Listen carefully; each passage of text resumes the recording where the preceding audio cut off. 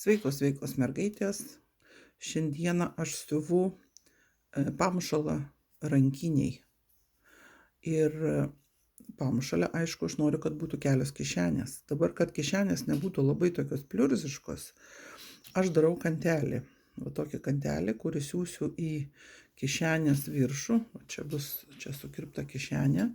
Ir reiškia, į kišenės viršų aš siūsiu tą kantelį ir jau bus tvirtumas. Jinai tada taip nesupliukš, nes kišenė yra gan didelė, kad tilptų visi mano beibokai ten. Ir, žodžiu, tokiu būdu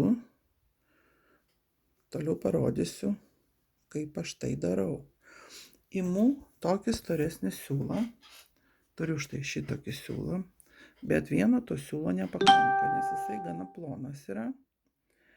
Tai aš suku jų iš 3 arba iš 4 siūlų, susuku stipriai ir dedu į, reiškia, atraižėlę ir su kantelio kojelė prasiuvu. Ir gaunasi štai toksai kantelis. Ir paskui tiesiog į siūlę dedu kantelį ir bus man tvirtumas.